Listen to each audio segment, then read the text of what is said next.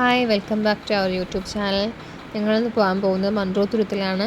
First സാമ്പാണിക്കൊടി പോകാമെന്നാണ് തീരുമാനിച്ചത്. പിന്നീട് Munroturuttu choose ചെയ്തു. എല്ലാവരും പറഞ്ഞ് അതാണ് ഇത്തിരി നല്ലതെന്ന്. ഞങ്ങളങ്ങനെ രാവിലെ ഇറങ്ങി. എല്ലാവരും 8-10 പേരുണ്ടായിരുന്നു. കാറിലാണ് പോയത്. ഫസ്റ്റ് ട്രെയിനിൽ പോകാമെന്നാണ് തീരുമാനിച്ചത്. പിന്നെ അതും മാറ്റി ലാസ്റ്റ് നിമിഷത്തിൽ കാറ് ചൂസ് ചെയ്തു. ചെല്ലുമ്പോൾ തന്നെ കുറേ തുരുത്തുകളാണ്. ചെറിയ ചെറിയ തുരുത്തുകൾ ഇഷ്ടം പോലെ ഉണ്ട്. അങ്ങനെ ഓരോ പോകുമ്പോൾ തന്നെ ഓരോ ആൾക്കാർ ഞങ്ങളെ കൈ കാണിച്ച് വിളിക്കും അവരുടെ ബോട്ട് സർവീസിൽ പോകാൻ വേണ്ടിയിട്ട്. ഞങ്ങളിങ്ങനെ മുന്നോട്ട് പോയപ്പോൾ ഒരു ചേട്ടൻ ഞങ്ങളെ ചേസ് ചെയ്ത് വന്നു അദ്ദേഹത്തിൻ്റെ ബോട്ട് എടുക്കാൻ വേണ്ടിയിട്ട്. പിന്നെ ഞങ്ങൾ ഇത്രയും നേരം ബാക്കിൽ നിന്ന് വന്നാലേ കയറി ആദ്യം നമ്മൾ ചൂസ് ചെയ്തു. 1 അവർ 500 രൂപ, 2 അവർ ആകുമ്പോഴത്തേക്കും 1000 രൂപ. അവരുടെയൊക്കെ മെയിൻ വരുമാന മാർഗ്ഗം തന്നെ ഇത് തന്നെയാണ്. ഇതേപോലെ ചെറിയ മീൻ കൃഷികൾ, കൊഞ്ച്, അതേപോലത്തെ ഫിഷ് കൃഷികൾ, പിന്നെ കയറ്, അതേപോലെ പിന്നെ റൂം റെൻറ്റ്, പിന്നെ കായൽ മീനുകളുടെ നല്ല ഫുഡ് സ്പോട്ടുകൾ, അതൊക്കെയാണ് അവരുടെ മെയിൻ വരുമാന മാർഗ്ഗം എന്നൊക്കെ പറയുന്നത്. പിന്നെ നമ്മൾ ബോട്ടിൽ പോയി അവിടെ ബോട്ടല്ലാതെ തന്നെ പിന്നെ കയാക്കിംഗ് ഉണ്ട്. കയാക്കിങ്ങിന് തന്നെ 1 അവർ 150 രൂപ, അങ്ങനെയൊന്നും എനിക്ക് കറക്റ്റ് അറിയത്തില്ല. പിന്നെ മറ്റേ വലിയ ബോട്ടുണ്ടല്ലോ, അതും ഉണ്ടായിരുന്നു.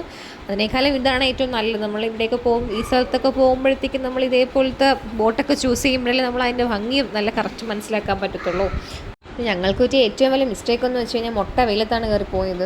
പോകുന്നെങ്കിൽ ഏറ്റവും വൈകിട്ട് പോകണം. ആ ഒരു 3:30-4 മണിക്ക് പോയി കഴിഞ്ഞാൽ 6 മണി ഒരു സർവീസുണ്ട്. അപ്പോൾ 2 മണിക്കൂർ കിട്ടും. അല്ലെങ്കിൽ രാവിലെ പോകണം. രാവിലെ 5 മണി തൊട്ട് വൈകിട്ട് 6 മണി വരെ ഒരു സർവീസ് വരണം. അത് 5 to 9, 9 o'clock വരെ ഓക്കെയാണ്. പിന്നെ വൈകിട്ട് ഇതേപോലെ 3 to 6 o'clock വരെ ഓക്കെയാണ്. ബാക്കി അതിനിടയിലുള്ള സമയമൊക്കെ ആണെങ്കിൽ നമ്മൾ വെയിലോട്ട് ചാവും. പിന്നെ വഞ്ചിക്കാരൻ്റെ കയ്യിൽ കുടയൊക്കെ ഉണ്ടായിരുന്നു. അദ്ദേഹത്തിൻ്റെ കുടയൊക്കെ ചൂട്ടി നമ്മളിരുന്നു. ജാക്കറ്റ് ഉണ്ടായിരുന്നു. ജാക്കറ്റ് ആയിരുന്നു, പക്ഷേ ഭയങ്കര ചൂടായതുകൊണ്ട് ഇനി ജാക്കറ്റൂടെ വലിച്ചേറ്റാൻ വയ്യ. അത് മാത്രമല്ല നല്ല നല്ല ഫോട്ടോസൊക്കെ ഇട്ടുണ്ടെങ്കിൽ ജാക്കറ്റ് ഇടാൻ പാടില്ലല്ലോ. ആദ്യം നമ്മൾ കല്ലടയാറിൽ കൂടെയാണ് പോകുന്നത്. പിന്നെ അത് കുറേ അങ്ങ് മുന്നോട്ട് പോകുമ്പോഴത്തേക്കും ഏറ്റവും സെക്കൻഡ് ലാർജസ്റ്റ് കായലായ അഷ്ടമുടി കായലിലെത്തും. നടുക്കായലിലൊക്കെ എത്തുമ്പോൾ നമുക്ക് നല്ല പേടിയാവും ഇങ്ങനെ ഇരിക്കുമ്പോഴത്തേക്കും. യാത്ര നല്ല രസമായിരുന്നു. കാരണം ചില സ്ഥലത്തൊക്കെ എത്തുമ്പോൾ നമ്മൾ തലയൊക്കെ കുനിഞ്ഞിരിക്കണം വഞ്ചിയിൽ ഇരിക്കുമ്പോഴത്തേക്കും. പിന്നെ അദ്ദേഹം കുറച്ച് സ്പോട്ടിലൊക്കെ നിർത്തി തന്നെ നല്ല നല്ല ഫോട്ടോസൊക്കെ എടുക്കാൻ വേണ്ടിയിട്ട്. നിറയെ കണ്ടൽക്കാടുകളാണ്. നമ്മൾ കണ്ടൽ ചെടിയുടെ മണ്ടയിലൊക്കെ വലിച്ചു കയറി. കറക്റ്റ് ആ ചെടിയുടെ പേരൊന്നും എനിക്കറിയത്തില്ല. നിങ്ങൾക്കാർക്കെങ്കിലും അറിയാമെങ്കിൽ അത് കമൻറ്റ് ചെയ്തോളൂ കേട്ടോ. ബോട്ടിൽ അവർ 6 പേരെ കയറ്റാൻ പറ്റത്തുള്ളൂ. അല്ലെങ്കിൽ പോലീസ് അവരുടെ ലൈസൻസ് കട്ട് ചെയ്ത് കളയും.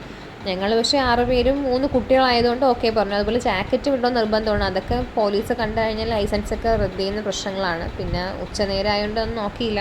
അതിന് നടക്കായതിൽ തന്നെ ചെറിയ ചെറിയ ഫുഡ് സ്പോട്ടുകൾ പോലെ കരിക്ക് വെള്ളവും, അതുപോലെ തന്നെ തട്ടുകട സെറ്റപ്പ് പോലത്തെ നാരങ്ങ വെള്ളം, അങ്ങനെ ചെറിയ ചെറിയ കടകളൊക്കെ അവിടെ ഉണ്ട്. അവരുടെയൊക്കെ വരുമാന മാർഗ്ഗം തന്നെ മെയിൻലി അത് തന്നെയാണ്.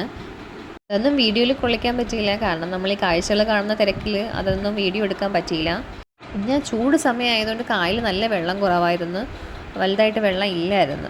കായലിൽ ഇറങ്ങാനുള്ള സ്ഥലങ്ങളുണ്ട്, അത് അവർ നിശ്ചയിച്ചിട്ടുണ്ട്. അവിടെയൊക്കെ നമുക്ക് ഇറങ്ങാം. അങ്ങനെ ഒരു സ്പോട്ടിൽ അദ്ദേഹം നമുക്ക് നിർത്തി തന്നു. നമ്മളവിടെ ഇറങ്ങി. പക്ഷേ വെള്ളം കുറവായതുകൊണ്ട് കുറച്ച് വെള്ളമേ ഉള്ളൂ. നമ്മൾ തോട്ടിൽ ഇറങ്ങുന്ന ഫീലാണ് അവിടെയൊക്കെ നമുക്ക് ഫീൽ ചെയ്തത്.